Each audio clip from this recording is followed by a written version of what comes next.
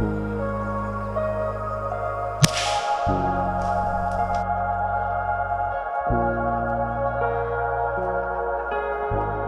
I said, there's still squirrels around us.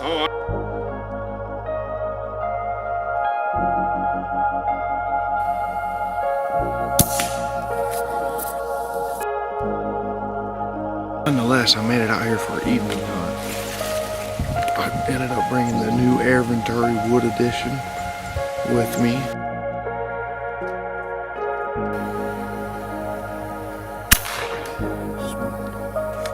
Good shot, boy. Killed your first one. Because I ended up letting him shoot it. He hit it right through the top of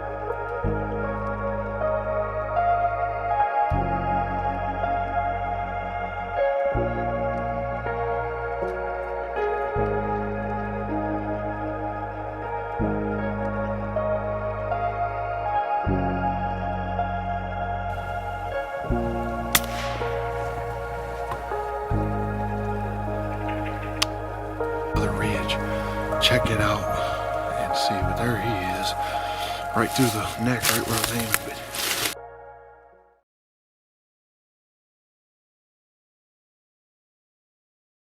I'm heading out. This is public land. I'm all by myself today. Couldn't get nobody to come with me, but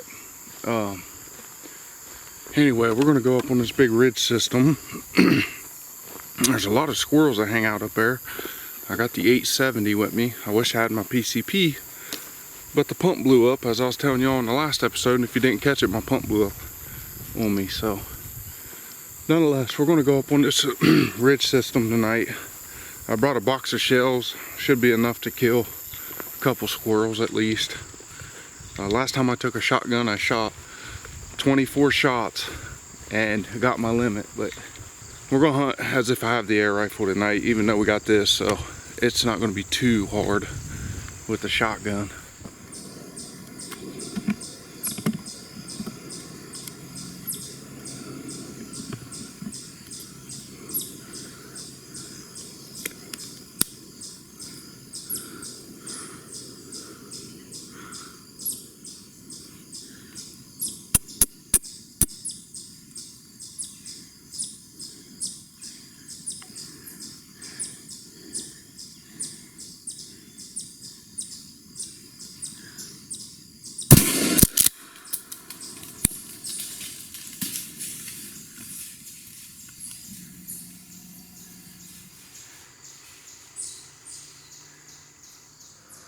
Alright y'all, here he is. He's just a young squirrel. The big squirrel was in the tree with him. I tried to get him to stop to shoot him. He took off on into these trees. I'm sure he's got a hole in there. But they're starting to move like late season now, so they're just moving all day long. I think I'm just going to get up on this ridge and just set for the remainder of the evening probably. Might bounce up through there a little ways and set, but I'm definitely going to start up on top of this big ridge. If anyone wondering, I'm using a 870 Wingmaster 20 gauge. I could barely see the side of his head. I bet the camera picked it up, and I got 3 or 4 BBs that hit him right in the side of the face. Put the bead dead on his head and just pulled the trigger and made it count. Good morning, y'all. Today is October the 22nd. Today is October 22nd. I just left the house early this morning. It's cold. It's been cold all week. This morning's honestly very windy. I expect these squirrels to be on the ground by like 8:30, which is going to make it a lot more difficult to hunt. And probably judging by the title of y'all's screen, you see that we're going to be bringing it old school today. We have the Crosman Legacy 1000. I got a 3x9x40 CV Life scope mounted on it. Has a fiber optic sight on the front. I'll probably do a close-up of the gun as I'm talking about it right now. Who knows? But nonetheless, it is officially late season squirrel hunting. So like I said, camera views and the way I film and all that just completely changed for the better. I have a GoPro. I went and bought a new little battery thing for it, charger and stuff. That way I can kind of just put it over next to me and just not worry about it no more. I'm pretty excited to use that, and y'all should be getting my angles of the shot and stuff like that. But this rifle here, I'll go ahead and just demonstrate on how to load it. Who knows, maybe y'all seen these at your local Walmart. I think they're $80. Thought about getting one and going squirrel hunting with it. My goal in this video is just to shoot one. I don't want to, I mean, if I can kill 2 or 3 of them, cool, but my goal is just one squirrel. If I can kill one, I'll call it quits. I have rangefinders on me today. My shots will be under 20 yards. My max is 20, and anything under is just better. Ammo I will be using in today's hunt is the JSB Exact. They are 16 grain. So 16 grain, pushing it out of a little 10 pump air rifle like this, it ain't hitting very, oh look at them deer. It ain't hitting very hard. That scared the heck out of me. It's just a little baby doe. But she gets to live to see another day because, or another year I mean, because I'm not, 9 times out of 10 I'm not bow hunting this year due to the EHD. So there are some deer around here still. I actually seen a couple yesterday, but it just seems to be all small does. But anyway, let's put 10 in here. 1, 2, 3, 4, 5, 6, 7, 8, 9. There it is. There's 10 pumps. I would like to say, you know, is if I miss, was pretty much curtains on that squirrel, because the fact that I got to do all this and this and this, and the fact that he might sit around, that's slim to none. 9 times out of 10, that squirrel's gone. So, who knows? We'll see. But I'm loving this optic. I honestly thought about throwing it on another rifle at the house and switching it out, putting something just a hair smaller on this one. But man, I'm not gonna lie, like this fits this rifle perfect. It's not heavy. The rifle with this setup right here is super light, and it is deadly accurate with this Exact. I've tried JST ammo, all the Crosman ammo. The Crosman ammo did terrible, but the JTSs, they shoot decent, but these right here was like hole for hole. We're going to be ridge slipping this morning. I'm basically just going to be going down points. I want to hunt the bottoms. Now, I know with it being so cold this morning, a lot of these squirrels are going to be up on top of the ridges when that sun comes up. But, like I said, I kind of want to get down into the bottoms and just look up on the ridges. And as the sun comes up and these squirrels start coming down to the trees and all that, they should end up in the bottom with me. I'm going to hunt till roughly 10 o'clock this morning. It's almost 8 o'clock right now. Right now it is shooting light, so I'm basically going to turn you all off, start bumping these ridges, and I'll get back at y'all when something happens, or if not, when I wrap up the day 1 of the hunt. This might take me 2 or 3 days to get this done. Alright y'all, it is currently 9:08. I said I was going to sit out here until 10, but I could barely feel my fingers this morning. It is super cold, it's super windy, so it's even worse. I did layer up a little bit, but I should have worn my suit. Next time I come out here, if I do come back for a morning hunt, I might be done with the morning hunts. If y'all's been followers of the channel, you know late season, I only hunt midday, so from 2 to, there's a damn squirrel down there, you gotta be kidding me. He's too far to shoot anyway, he'd probably never come up here. I did hit some quarters this morning, I'm not sure what I did with them. But I did rub some quarters together and was hoping to draw one in, but I think tonight I'm going to get set up on a ridge top and hunt. And then again, I might come off in this bottom. That squirrel just come up these big laid down logs in this ravine. And I got a feeling if I got set up on top of that flat tonight, I might have a really good chance at some close shots, because that's what I'm going to need for this little Crosman legacy. But yep, nonetheless, I'm not going to keep you all around too long. That's pretty much how the morning played out. I just think from here on out, I'm only going to hunt that midday to evening Anyway, that's the plan. If y'all made it this far, hit that thumbs up button. Subscribe if y'all haven't already.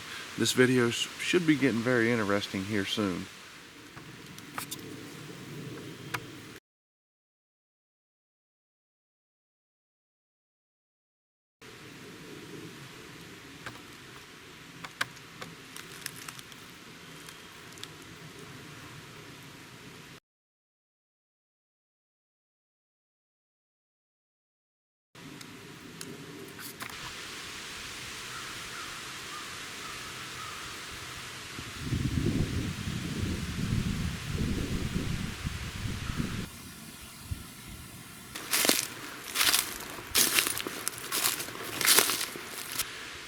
As you've probably just seen in that last clip, I had a squirrel right here at 35 yards, perfect PCP range. I did film him a little bit because I figured I was never going to be able to get my camera set up to make a shot once I got close. Because like I said, I'm 20 yards and under, so like I still had to sneak up a little bit and get a shot. And nonetheless, he kind of ate his nut, had enough, and he just kind of hopped over the bank. Good thing is, right where I'm set up, there's tons of logs, laid down logs right here. And it's probably on y'all's screen now. This is where that squirrel was this morning. I was set up the ridge behind me, facing down in this ravine. And it's probably this next clip y'all's watching now. But right down in these laid down logs where that squirrel was. And I know in the seasons past, I've seen a few squirrels hanging around this little area right here. And I always thought it was because of the logs. Turns out there's a bunch of little nut trees right here, beech nut, hickories, and a nice size acorn right here on the right. So that explains a lot to me. This right here is going to be a really good spot, and I honestly believe if I spend enough time here, I'll eventually get a shot at one and kill one. If y'all look right here, maybe y'all can see it, those laid down logs right there. I believe that's where I'll end up taking a shot on one tonight. God's honest truth, I believe that's where I'm going to end up taking a shot on one. So y'all stay tuned. We should be in for a real good hunt.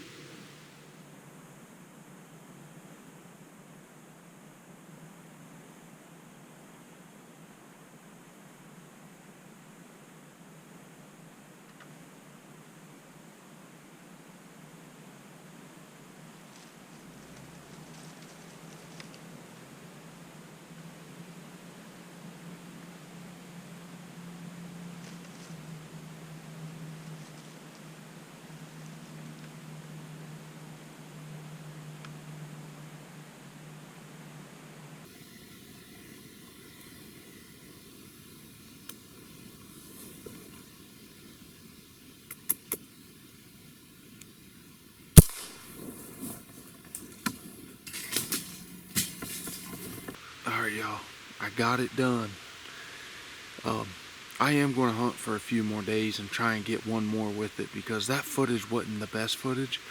I could not get the camera to focus. I fought it and fought it and fought it, and he kind of spun around the tree and he was getting ready to go. And I mean, I had him within 12 yards of me, so I knew it was now or never, but I definitely got a little piece of him on camera.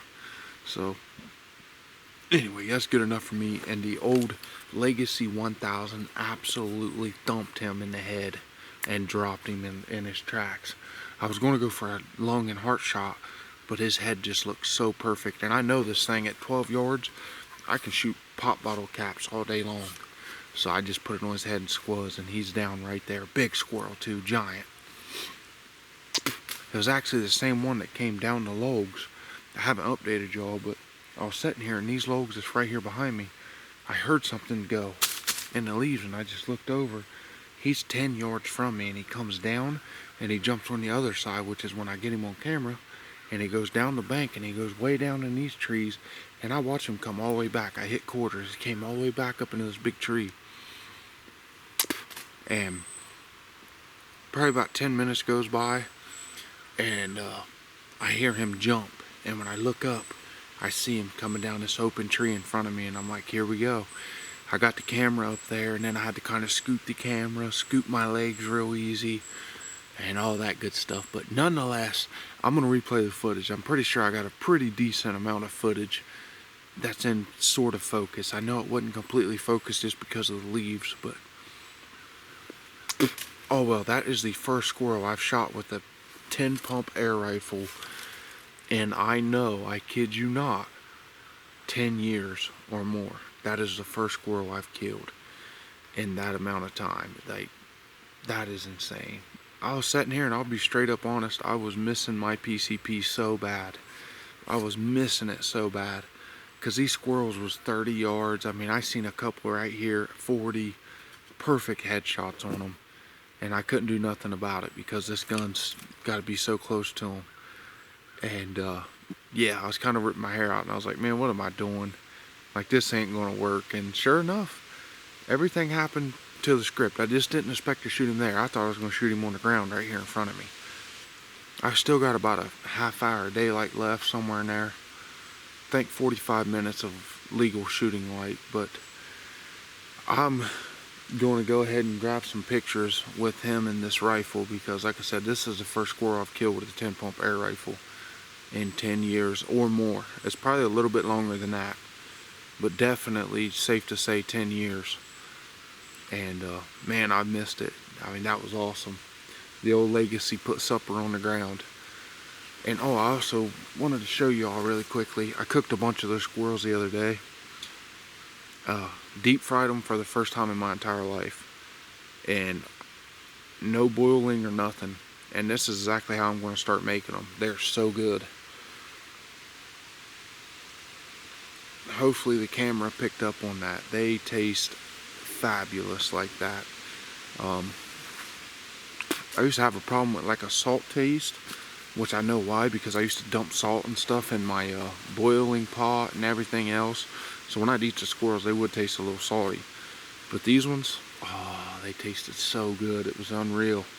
So, and that breadcrumb and stuff, oh, I put them in egg batter, flour, back in egg batter, then in the deep fryer. Whew, I'm ready to have some more. And this one here, he's going to provide some legs. But really quickly, I am going to load my rifle back up because he seems done. I mean, he didn't move. As soon as he hit the ground, that was it. That was all she wrote. But you never know. With these 10 pump air rifles, it's best to just have one in the chamber because I've had them before to where they'll jump back up and take off. I shot a red squirrel years ago. Probably like 13, 14 years ago. Hit him right between his eyeballs and that thing fell. I had an 880 power line. He jumped up, took off running, and I never found that squirrel. He went up an old tree or something, went in a hole. There he is, y'all. Great big squirrel, hit him right in the head.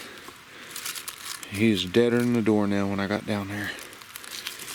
I might have to black and white this footage a little bit, honestly, because it's pretty graphic. But looks like a big male is what it was. Alright, y'all.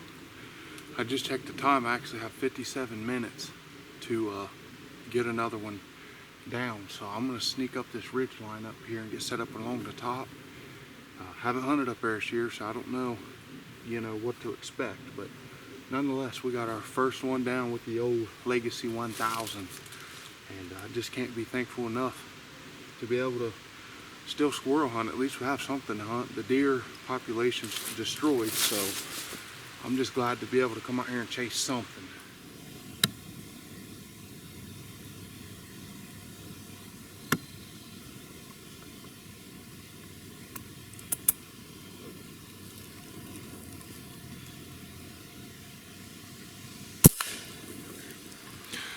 Alright, y'all. I could not recover that squirrel. The squirrel ran off fine. Like, as if there was literally nothing in the world wrong with him. He sat here forever, kind of just messing around or whatever, and then went up the tree. So I'm going to check, and if I did miss him, then I'm going to continue to hunt with that rifle. But if I did hit the squirrel, I'm done with it. He was at 16 yards. I just ranged him. Literally, ranged this tree. I seen him coming up the hill after I threw a stick at him. Because he was right here in this bottom at like 30, playing around. So I decided to throw a, yep, missed him. I thought I missed him. Looky here. Oh man, I don't have my phone on me. It's up there, but look, there's some hair right here. Not sure if that's picking it up. And there's the bullet hole right there. I missed that thing's head by a centimeter, so okay, we'll continue to use that rifle. Just unfortunately, like I said, just a bad miss is all it was. That was pushing this gun's range. I know at 20 yards this thing shoots like a bottom of a pop bottle's grouping at 20, but literally 15 and under, I can shoot the lids off of pop bottles left and right with it. So really 15's pushing it, or anything past 15's pushing it. But I also know at 20 I can kill one. I mean, obviously I didn't kill him. He lives to see another day. I knew something wasn't right. It sounded like I hit him. And I'm like, I gotta go down here and check this tree, because the squirrel completely acted fine. I mean, just completely fine. And sure enough, I just kind of grazed him, got some hair, but didn't get the squirrel. I knew if it hit him at that close, it had to have went clear through him or in him.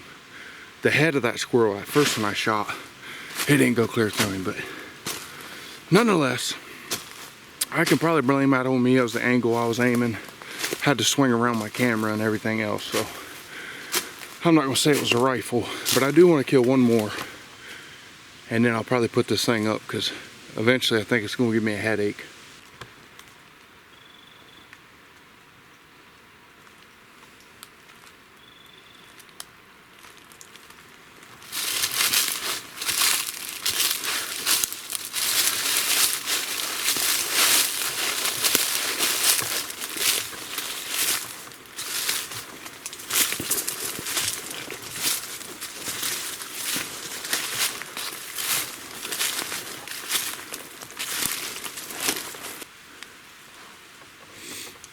Alright y'all, so late season tip.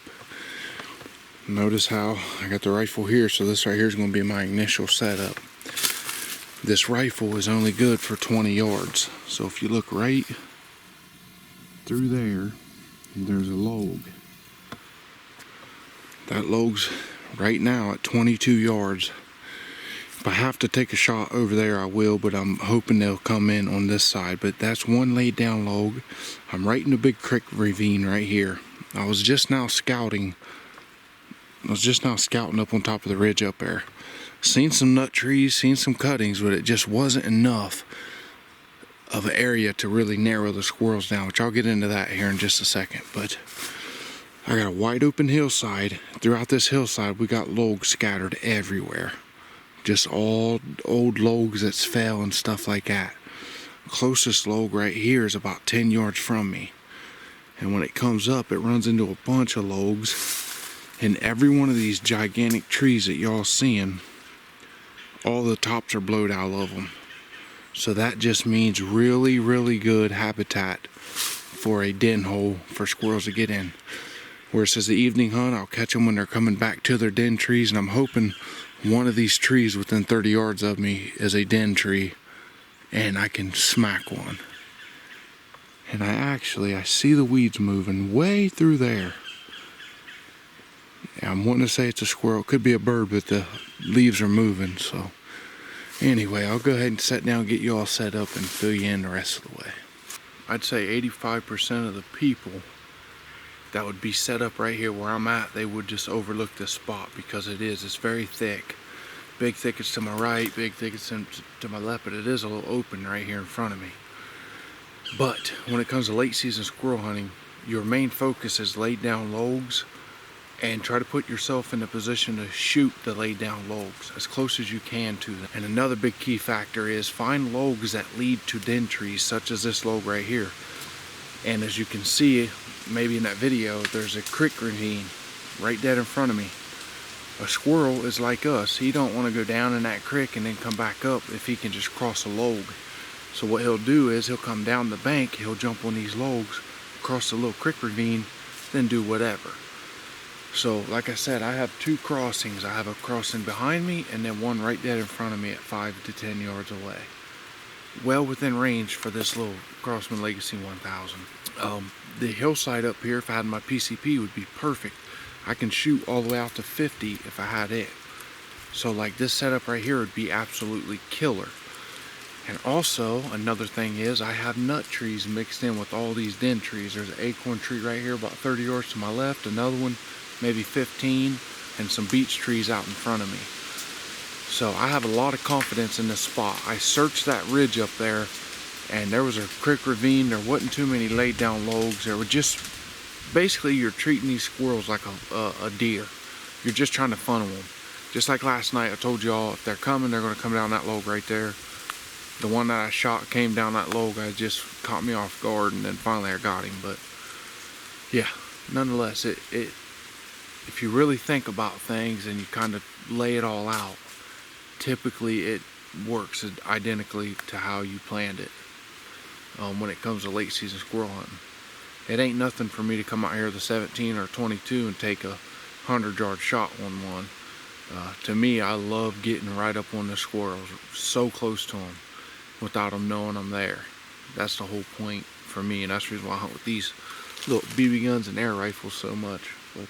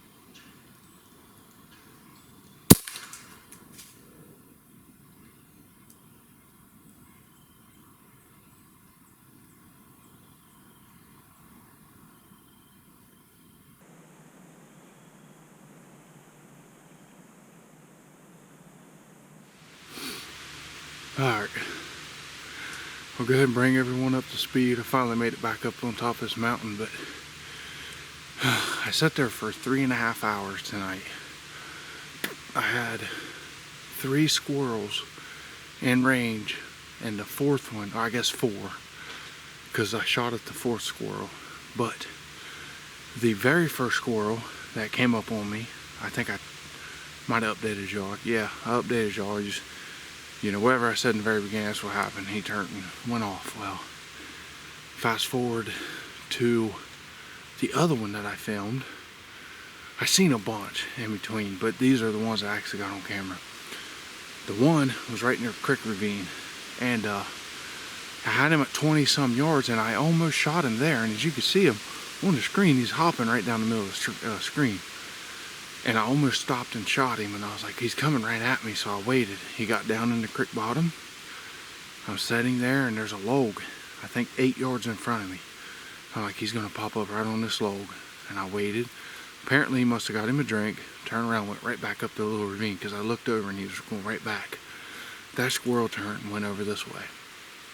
I don't know, maybe 10 minutes later, camera and stuff's facing this way. To my left, I have 2 of them running up and down a tree within PCP range. I'm talking 35, 40 yards away. Beautiful shots on them, might I add.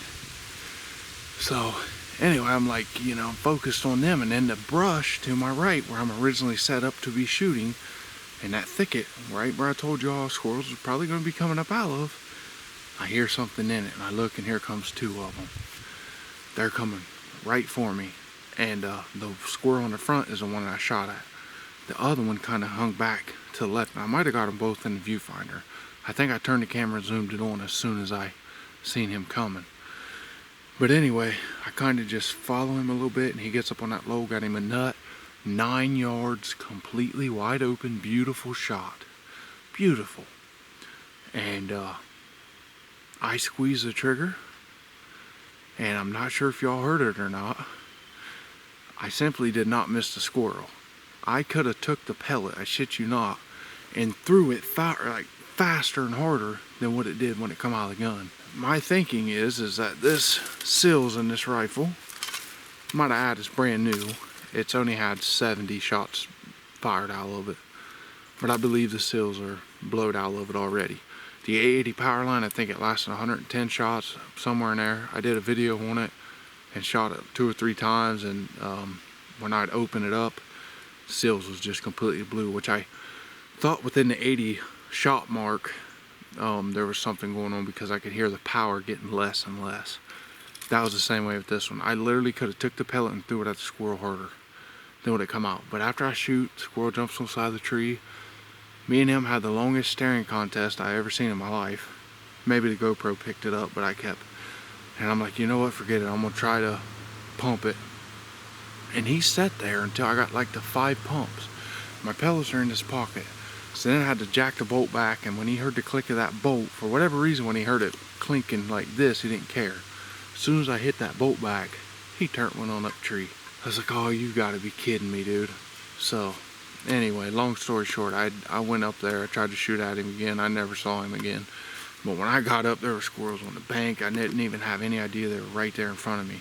They probably would have came in there too eventually. But that spot tonight, that's what helped me get set up to shoot such a close range. I mean, the squirrel's literally 9 yards in front of me. And those other ones, like the very first one, he would have been at 5 if I would have let him come on, but I was trying to get the camera and stuff, and he ended up seeing me. But yeah, nonetheless, when it comes to late season, here's a tip y'all can take, and I'll have many of them throughout this series of squirrel hunting.